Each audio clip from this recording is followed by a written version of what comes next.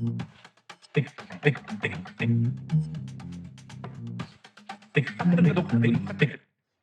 afternoon, ladies and gentlemen. I'm so delighted to have us all in the room. My name is Sandy. Ben, thank you so much to you and your team for bringing us all together here to Basel for the inaugural art fair, Africa Basel. Please put your hands together for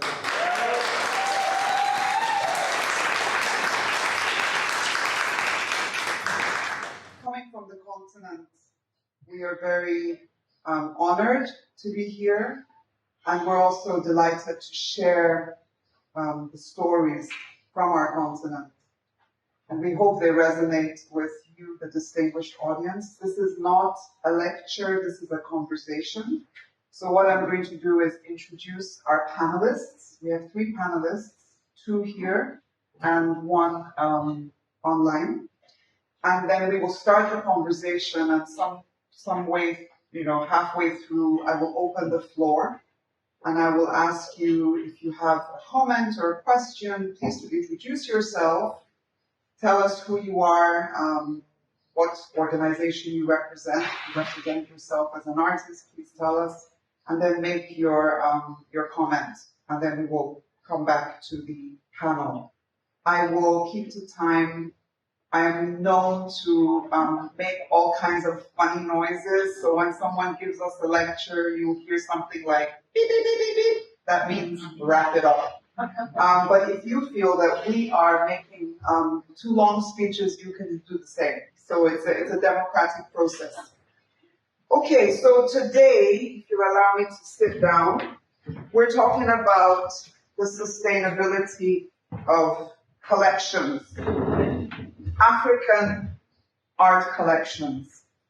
I think a lot of people are not that aware that we have important collections in Africa that are sort of migrating from one generation to another. So how does this all work? The complexity of it, the practicality, the vision, the mission, and the write-up for the Africa Basel event was how do these collections inspire and educate over different generations. So if you just keep that in mind, as I introduce the first panelist, Carrie Godwin. She's an interior architect, primarily working in the commerce sector, realizing new types of working spaces, managing fast turnkey projects in the banking and dealing rooms in London. And she is an artist herself. She's a complex weaver creating in felt and fused glass. So besides being an interior architect, she's also an artist. And she has spent quite a bit of time looking at the restoration of older buildings in her community. She's also a musician, and she represents a very, very important collection. So please, ladies and gentlemen, put your hands together for Carrie.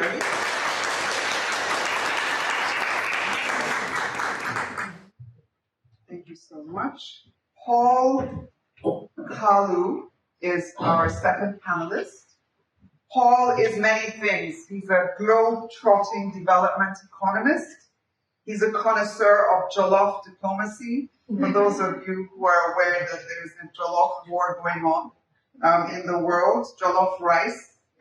He's a lifelong collector of stories, some told on canvas, others carved in wood or stitched into century-old textiles. He's inspired by his parents, who were avid patrons of Nigeria's famed Nsukka School.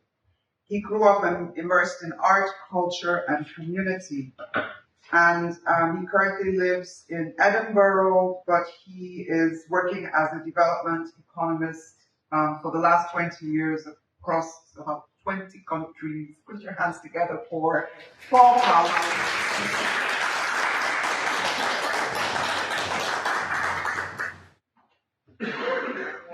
And I'm very delighted to introduce Oliver Nwangu, who is joining us from London. We were talking just before the conversation started about the reality of our globalized, polarized world. Unfortunately, he wasn't able to get on his flight this morning because of visa questions, which we thought we had all sorted. So Oliver, it's a great honor to have you join us virtually. Oliver is a third-generation artist. His grandfather was a reputable traditional sculptor, and his father is the very famous Professor Ben Nwambu, MBE, celebrated as Africa's pioneer modernist artist. Oliver is also a painter, and he uses his ancestral knowledge to work on his personal and collective histories.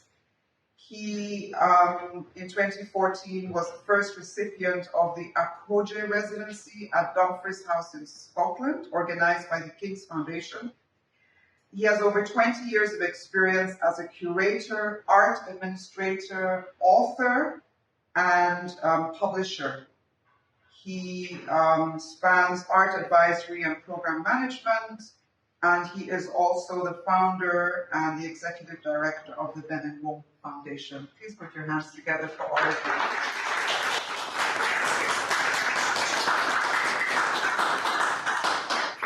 So I think we'll just start with a very general question. What have you inherited? Just sort of broad highlights of your collection, Carrie. It's a very exciting collection. If you could give us a brief highlight of your family and your personal collection. So our generation has inherited from our parents and forebears arts from Nigeria collected over a 65-year period, artifacts from travelling in the Sahara Desert, an archive of a body of 60 years' work of practicing architecture, modernist architecture in Nigeria, including research and lectures from my father's period of teaching at the University of Lagos. They also wrote books about Lagos and Denis Nwoko. And further back, our Godwin legacy in the form of artwork and papers from the 1790s, when William Godwin wrote The Political Justice, a book still referenced today in British universities. Thank you so much. So I think what's very interesting about Carrie's inheritance is that it's European and African, and it spans architecture, it spans publishing, political discourse going back to the 18th century, and a huge architectural archive, which we'll hear more about. So that's really exciting and very, very broad. And of course, your parents worked as architects, modernist architects in Nigeria. They came to Nigeria in 1954. Yeah. And they worked with all the big artists of the time. They did, and they encouraged artwork to be included in their buildings. And when the budget wasn't enough, it was just painting the outside of the buildings with art, which sadly, in some cases, hasn't lasted the test of time. Thank you so much. Paul, you have traveled all over the world, 40 countries plus. You've collected. Tell us just a little bit about your personal collection and also your family's collection. Sure. So, yes, we've had the luxury of having traveled to visit lots of countries, both for work and leisure. And almost everywhere we go, we tend to pick up a little something. Not necessarily airport art, but something in the marketplace. Probably more sort of tribal art, you might call it, if you can find it, or if you have to go into a gallery, pick up something more modern. But that's just me and my husband. My parents, however, also have been collecting for, gosh, I don't know, years and years. I don't know when you officially say it started. But because we lived, or they lived in Enugu, they were surrounded by, as Sandy mentioned, the Nsukka School of Art.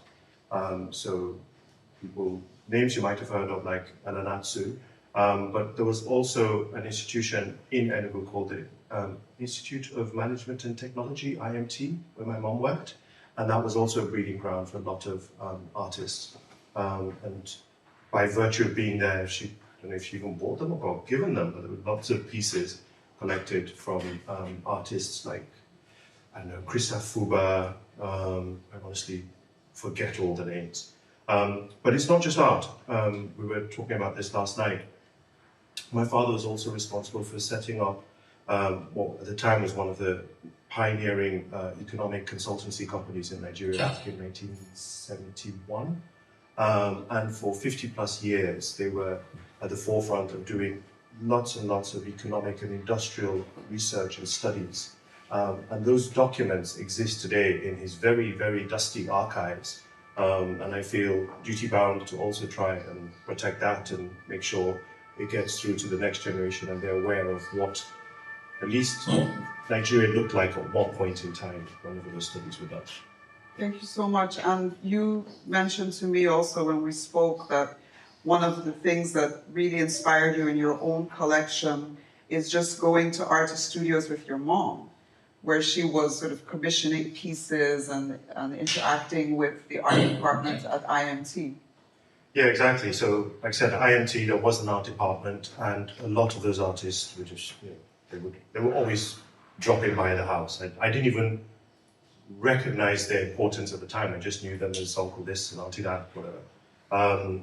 But I do remember the one piece she commissioned from, I guess he was a relatively young Elenatsu in what would have been 1989 for their 25th wedding anniversary. She commissioned a piece from him, which still hangs on their wall today. It was a wedding present, anniversary present from her to my dad. But other pieces as well that she would have sat down with the artist and maybe even encouraged them to modify it or tweak it more to her liking. Yeah. Awesome. Thank you so much. Oliver, you come from a lineage of artists, but you're also a very, very seasoned curator yourself. So you have a significant personal collection, and then you have this family history. So can you just tell us a little bit about what you inherited, both in terms of physical pieces, but I think also in terms of the philosophy and the essence of the legacy of the Benenwomwu legacy, please. Thank you very much. That's a very good question. We've inherited more than anything else his thoughts, his underlying philosophy, how he thinks, and when he got that in the massive archives we've been able to build. As a professor of art, he left a lot of writings on art in volumes, and I think that that's even more important in many respects than even the works that artists leaves behind, because helps researchers and ongoing generations to actually decipher his thoughts. And I've seen a lot of damage done to many artists who have passed on when curators or art historians don't actually convey their innermost thoughts and the processes behind their work. So that's extremely important. We've also inherited even things like video reels, photographs of defining moments in his career and his life. We've been able to put together a lot of this, and this informs even our programs, because many of our programs have been have arisen from this philosophy that we've been able to gather from his own writings and contributions to art, including our distinguished lecture series, where we've had people from all walks of life being invited to give lectures, and even the research and educational programs that we're beginning to build from these archives have been extremely important. And ensuring that we contextualize him in broader narratives. For instance, there's an exhibition called Nigerian Autism coming out in October at the Tate. All of these, contribute in no small measure to deep understanding of an artist's work. So I would say his intellectual property is one of the major things we've inherited, and of course his contributions to line philosophy to art. And I think these are even more important than the books themselves in many respects, because they teach us about his thought processes, the concepts, and what he was thinking in the future, and his impact on generations yet to come. Thank you. Thank you. And Oliver, we are at Africa Basel. There are lots of gallerists also in the room. There are also a lot of gallerists in the room, and you ran a gallery or still run a gallery. So from a collector, curator point of view, you also have a rich collection. Can you just give us a few highlights? I'm a strongly figurative artist myself, and so I have a personal bias to artists who paint in that tradition. I have artists like Ebenezer Kioma in my collection, or Stencho in my collection, and a few of my father's pieces as well in my collection. But I think they show the broad diversity of African art in many respects. I like art works that resonate very strongly with the African continent. I even have an American artist called Gary Stevens, who, though he's American, his works resonate very strongly with the African continent. So for me, I feel that in many ways I try to shed more light, on Africa, especially as we are going through the process of decolonization and how we accept modernity on our own terms. And I think that reflects very strongly in my personal collection. Awesome. Thank you so much. So now, if we just break it down very practically, you inherit a collection, and families are complex communities, right? There are all kinds of personalities in the family. How has it worked out that three of you have received this mandate to actually carry on the collection? How has this worked from an individual family point of view, Carrie? Well, my father actually always jokingly said, "Oh, we're leaving the museum to Carey to deal with." I didn't actually take it terribly seriously because I didn't realise what I was taking on. And now I'm learning and, learning to manage, learning to really delve into boxes that were just beautifully filed by my mother, and reading the things that I actually never knew about. So it's been a journey for me as well as being the one with the burden. So yeah, so what? So just take us through sort of that experience of actually being given this mandate. What has it meant to you? Like what does it entail for those of us in the audience to just really understand the breadth of what you're trying to curate and preserve? I didn't realise that I had about, we have about 300 boxes of files and drawings, and the art collection, which I never really took on board was anything apart from part of the furniture in our home. And there have been some days when I've gone to the cupboard, looked at it, and thought, not today, and just closed it. Where I'm striving to go is to have, is to wait and consider, to always take through the work from the files to people who will benefit in the future. And I think that's something that we're going to delve into a little bit later. Sort of, how do you connect the dots? How do you actually bring those pieces to the right audience? Because that's the big challenge, right, with preservation. How did it work for you and your family, Paul? Yeah, I think a bit like Kerry as well. I was kind of always seen as the writer in the family. I think very early on I was a poet and I didn't know it.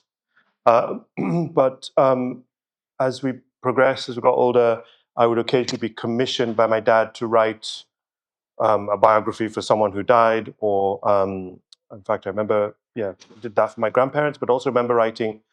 He asked me to write something for my mother's chieftaincy title, and so it just sort of fell on me to be the historian in the family, the documenter, and whatnot. And as my interest and appreciation for art grew, I just found myself one day thinking. At first, I started by documenting my collection, but I thought, oh, hang on, that their collection has never actually been documented properly. And so I went through, the literal process of photographing, researching who this artist was, when it was bought, and so on. So yeah, it was thrust on me as much as I also took up the mantle of being the family curator, historian, archivist. Fantastic, fantastic. Oliver, wow, you've done so much. Go ahead. No, sorry, I wanted to, I didn't know you were speaking. Sorry. No. So it's just you come from this big family. Your dad was this major artist, and then there's the foundation, right? And everybody knows in Nigeria, everybody knows the foundation. But what's the process? Like, how did you get from actually, your father passing and leaving this legacy to actually having a foundation? Or how did that happen in the family? Well, I'd like to say that my father himself laid some of the ideas down. And he was a very learned and well-traveled man, and very sophisticated. And talking with him, I knew straight away that he always wanted to preserve his legacy. I think he was very intentional about everything he did, including his commissions and securing major commissions. Very intentional. Even the company he kept, everything was well planned. And I also noticed that a long time ago that he wrote that he was going to establish a gallery called Omeka in honor of his own father. And his own father was a traditional sculptor, and his honorific, because he was very gifted, was Omeka. And so when I established the gallery, I felt in many ways that I was fulfilling, his dream. And so I named it Omeka Gallery, in honor of my father, of course, my grandfather.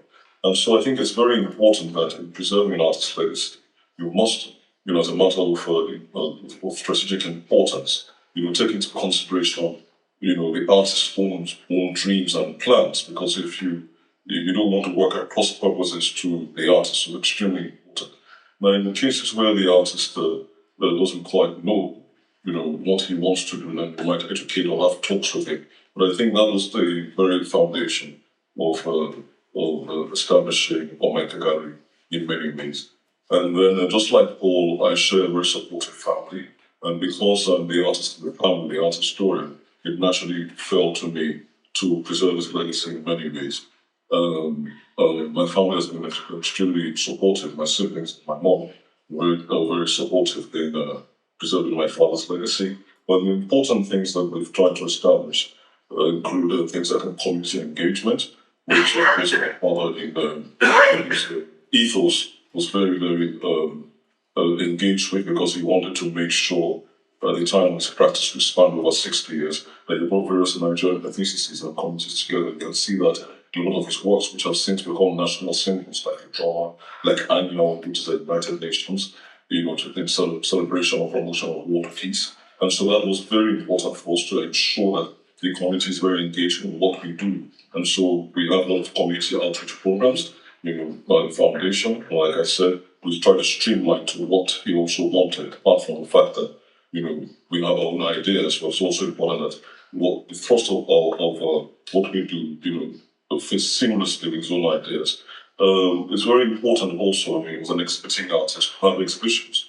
And because he was a teacher, we made sure that we encourage research and support research programs, into, not only his work, but generations of artists who have framed their practices after him and after his work, who were inspired by his work. So these have formed the basis. And of course, conservation. We make sure that we always speak to the experts.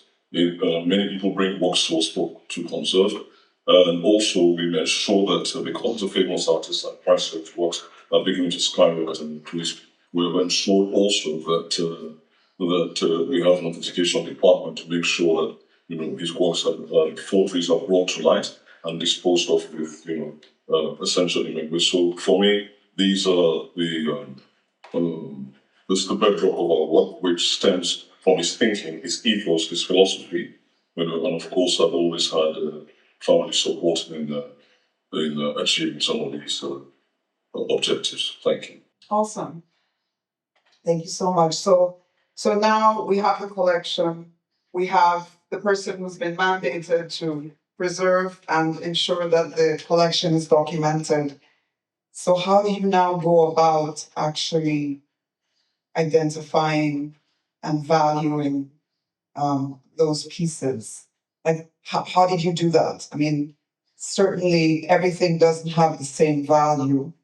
how does the value, how is it recognized across generations? Because, Oliver, you spoke about your father having a certain vision, a certain, ideas and philosophies.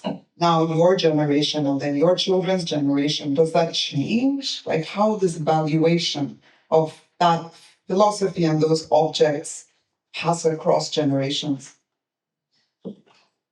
And we don't have to go one by one. Sorry. Yes. I'm happy to shoot first if Carol's okay. Well, yeah.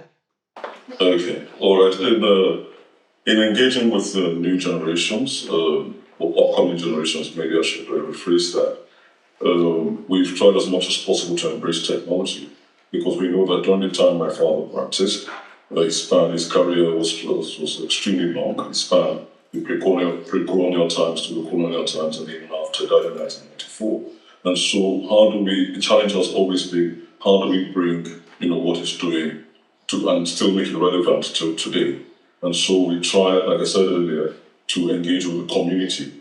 We always make sure that we're in touch with the experts because we believe that, an artist creates works, but experts, he has a team around him to make sure that, he stays true to his art. But we have the experts who can do the marketing and who can do the conservation and who can do the display and exhibitions. Of course, with the artist's guidance, but all these things are important to engage that to make sure that even till today his work remains relevant because it's not only about the aesthetics of the work, but how relevant is it to society? Now, in beginning an appraising work to ensure the value of these pieces, we watch the auctions, we watch things that are going on, we compare similar works, that go on the international market for this work so that we give a value to. But there's some works that we know that even though the auctioneers or those who sell that, because they don't have as much information as we do, and we're still conducting continual research into its work, we make sure that those works are properly contextualized, historically, socially, relevance-wise, if they have any importance to religion, if they've been owned by important people, or if they have been major public spaces, and we ascribe our own value. And so we constantly research, and when the auction house and all these other people come, I'm talking now about the financial value, we educate them, and that also makes it, adds to the value of that work. And of course, making sure that these works are published, making sure that those who want to publish works or write text on his work or even broader narratives of Nigerian or African or global art, we make sure that we guide them and we make sure that they do what is needed in ensuring that there's value for the piece or pieces. So that's what I'd say in a nutshell. I gave the floor to Carrie and Paul to speak. Okay, thank you so much. So over to you guys. How do you value the collection and the pieces? Can I just jump in and say, sorry, Oliver's operating up here and he talks about value. For me, it's far less about commercial value, more about personal and nostalgic value. I was there when this was bought. I was there when, this piece of crockery was used to serve this person for this dinner. So little things like that. We've not got yet to any stage of trying to apply commercial value to anything in the collection. It's just, what is it? And when I say collection, I use that term very, very loosely. Yes, there's art and, as you said, part of the furniture. But there's all sorts of other things. My dad kept copious records of his life throughout the civil war in Nigeria, his diaries.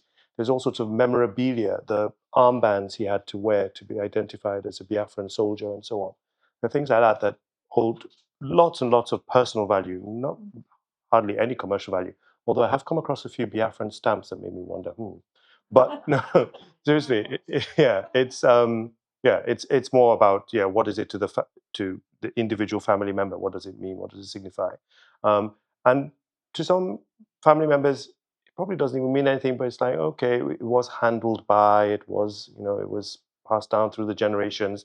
Therefore, I must hold on to it, and less about can I take it to Antiques Roadshow and get a value? Okay, that's lovely. So the personal family value and the stories around those pieces and those objects, how has it worked for you and your family in terms of valuation? I would agree with Paul actually, because again, it's all about, I haven't understood fully any commercial value. And certainly the overriding wish of my parents was that any collections would be placed for educational benefit, and that rather than any commercial value. And to that end, we've started to move some of our papers or the body of their architectural work to the Canadian Centre for Architecture. And so far, they've got 2 shipments. There's another one going. And that will go, we hope, my brother and I will hopes that will then secure its future and future research into the reasons why certain things were done and how we go back to natural ventilation. I digress. But then the other things, I look to organising my headspace, my emotion, to then really consider how best to place things so that they can be looked at by more people rather than going into personal ownership from us if we decide we need to break up a collection, I think. Yeah. I mean, I think that's, and I think that's where the conversation is going slowly and surely. Mami Wagon, we did good, is to see sort of, so from the personal space, from the family space, how do you now broaden a collection to have impact and educate and inspire across generations and across the world. So you spoke about the Center of Commonwealth Architecture as being a repository for architectural modernism and so on. Sure. You've also Oliver worked with many museums around the world, and you've worked with the festival. I think your family has just started a park. So Daddy was involved in something called the Life in My City Art Festival in Nigeria, which is headquartered in Enugu, but takes in art from all across the country. Young artists, encourages young artists to enter this annual competition.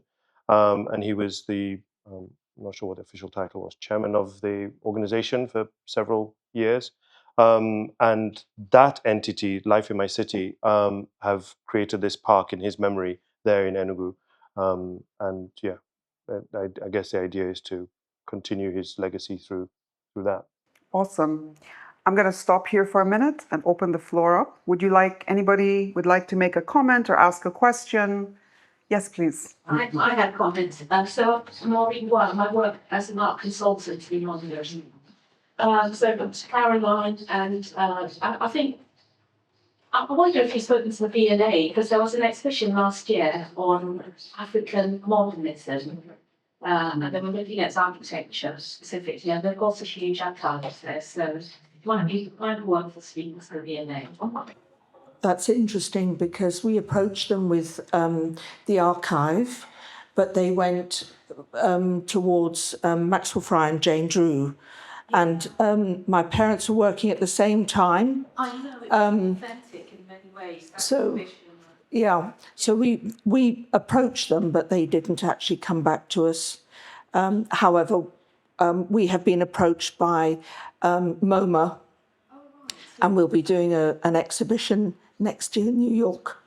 Thank you. So where I was going really is, I think I'm particularly interested in what's happening because we don't have a lot of these African collections outside of the domestic space. And so the collections that you have are Paul and Caroline now, absolutely critical to telling the Africa story because we don't have those volumes held in institutions in the same way. So I do want to say that I really admire the fact that you want them to be used as in the process of having these conversations around Africa and what was happening at that particular period is very tricky. Thank you so much. And so it's really great. I know that it's called Black Foundation. It's not foundation, it's a collection. It's a guy who's collecting out of the Middle East. I can't remember his name. He has about 6,000 pieces, African pieces.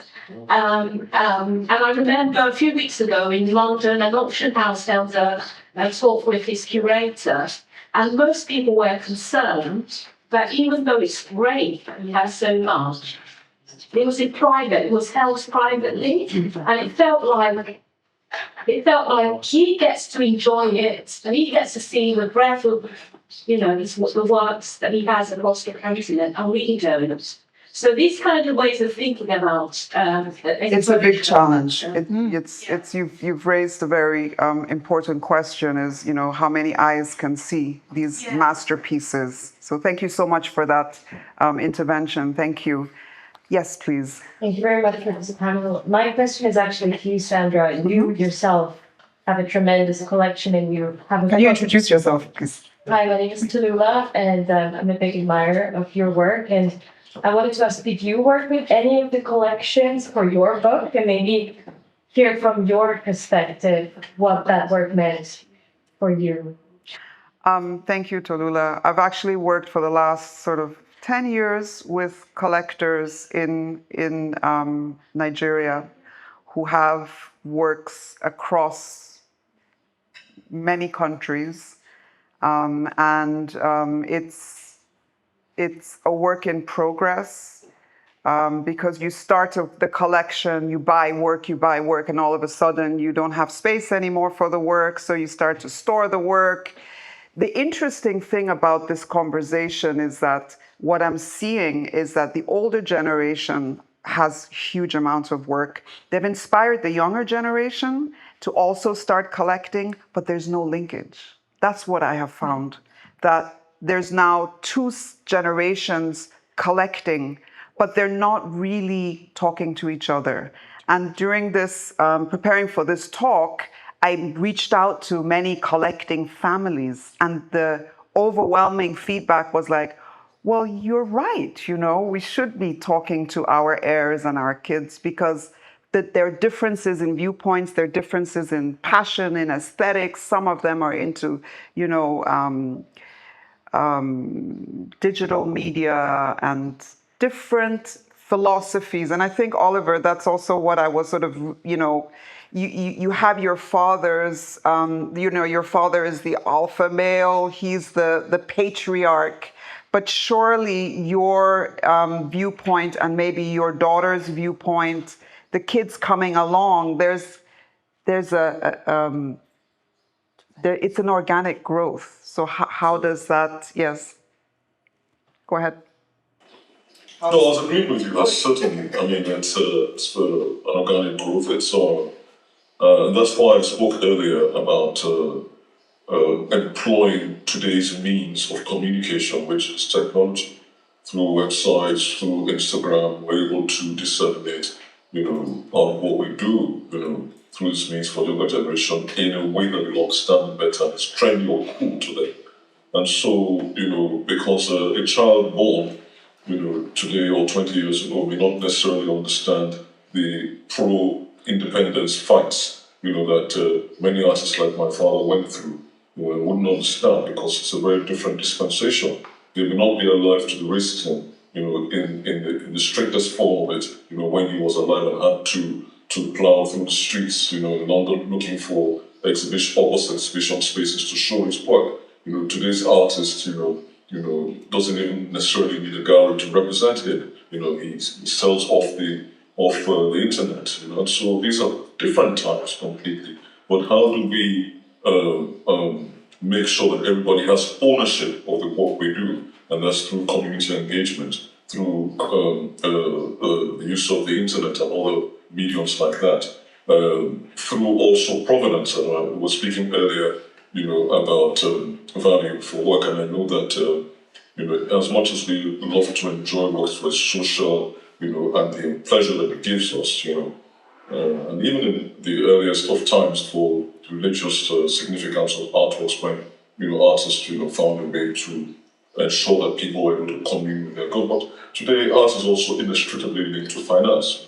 In an art fair, which is hugely commercial at the same time, although we're having a talk about art, but I think that all of these things we need to find a hybrid or balance in appreciating art and disseminating it, for future generations so that it's consumable. Otherwise, there's this disconnect. Today, we're also speaking about how people are not able to walk into museums, because they have some sort of threshold anxiety. How do museums even, ensure that they build broader audiences that can ensure that will keep their doors open and people streaming in. People sometimes are not able to talk about art because they don't understand it. They feel embarrassment when they seem not to understand what's going on, especially in contemporary times. So all of these, have formed, what we do and ensuring that we continue to build new audiences as we go along, because art is dynamic, society is dynamic, people change every day, even the boundaries for art and different kinds of art, from sculpture to painting, are beginning to change. There's lights now, there's sound, and acceptable forms of art. So all of these things are extremely important, and that's why, ethos and art continues to change. Thank you. Awesome. Thank you so much. Another question or comment from the floor? Yes, Kasar, please introduce yourself. Kalu from UBS. So, sitting on the other side, how can we work together to develop this further, bring it to the average person, educate? Obviously, we work together, and you know how passionate I am. But I'd be interested to hear how all your experiences, whether it's in the UK, whether it's in Switzerland, wherever it actually is, how can we actually open it up and work together to actually tell the stories, have the narrative, work with the next generations, the discourse that there actually is where everything is running in parallel. What can we actually do? I mean, as you know, in London, basically, we have the largest African art collection. UBS does. Yes. Yes. And how many people have seen it? When we had this conversation, I said, when you next go, I will organise for you to actually see it. But so few people do. What can we actually do to engage more and really bring it up to the level it needs to be brought up to? Because there is so much richness and there is so much history there, which we don't do much on. Thank you so much, Kasar. And I think that's a very, very key question in terms of institutional collections, private collections. I know, for example, that Nike Ogunlesi, who is, her mother was one of the leading experts on Adire in Nigeria. She was a British lady married to a Nigerian and spent, 60, 70 years studying and collecting batik, Adire.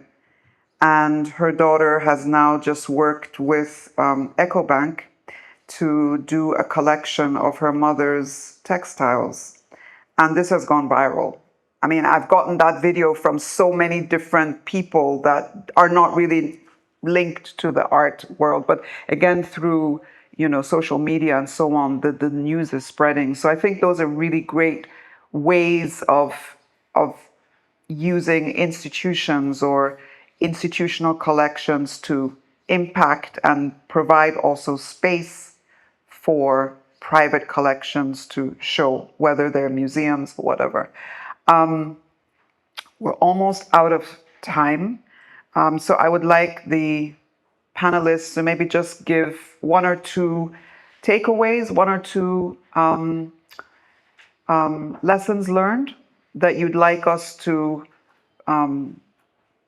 learn from, experiences that you've had that you feel will help those in the audience as we sort of look at our own collections from a personal point of view.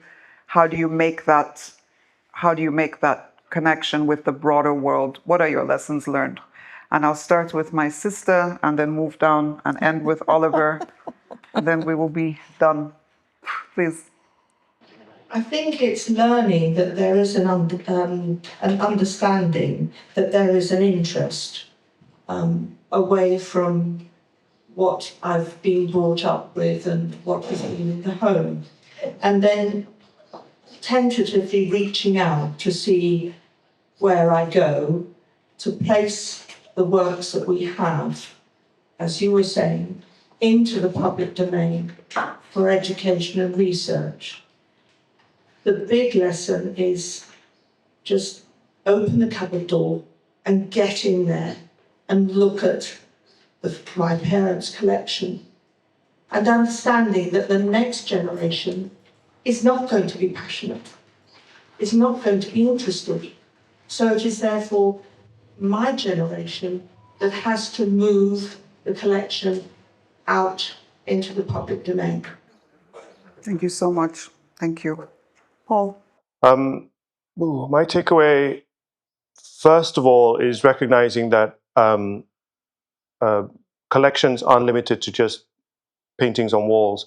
For me, it's also about the spoken word, the written word, my dad's diaries, these memorabilia I speak of, which I think only have personal value and maybe don't have any other commercial or social value, but I could be wrong. So the next thing I would say is I need to start, it's one thing to have documented them for myself or for my family, but I need to start putting it out there. And as Oliver said, there is technology, there is media out there. I would love to have the backing of a UBS, but until then, there's Facebook.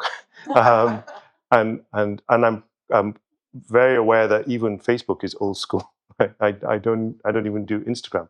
But there are channels out there for putting stuff, and maybe through that linking up with other small family collections, and eventually you get a critical mass that can do something, can tell a story, can educate, can inform, maybe even make change. Awesome. Thank you so much. Oliver, 1 minute. Thank you. I think that one of the important things that I've learned in my work in preserving my father's legacy is to ensure that anything or everything, rather, by the artist, is collected.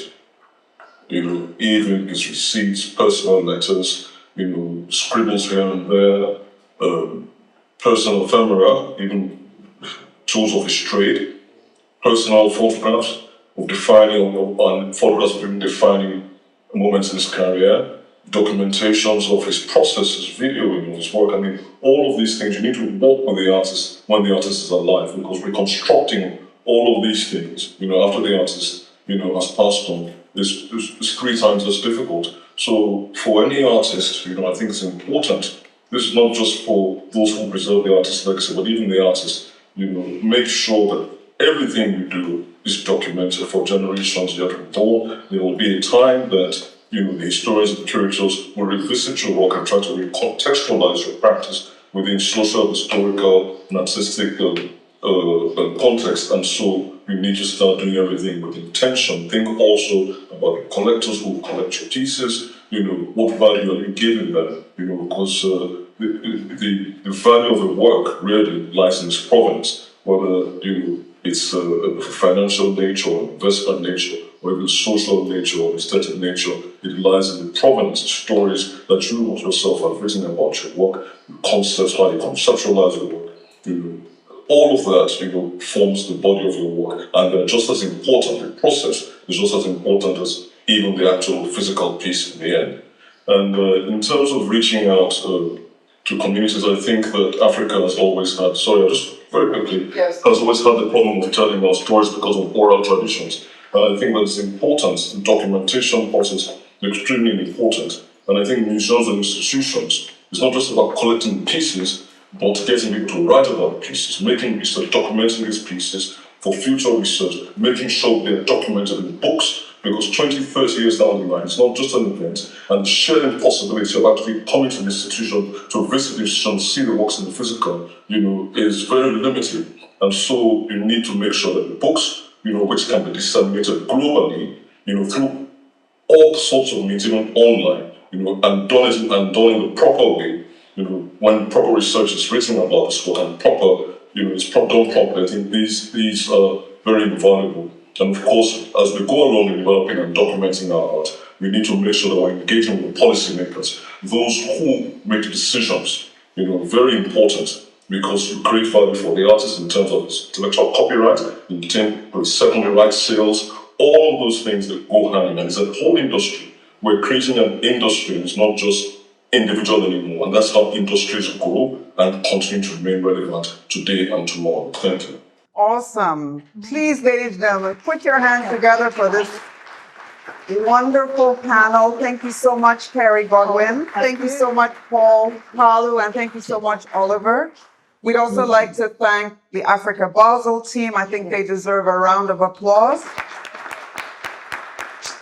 We have members of the board of trustees here, Michelle Sandos, who is also one of the powerhouses behind Africa Basel. Thank you so much. We thank our sponsors and we thank them and hand back over to you. Thank you.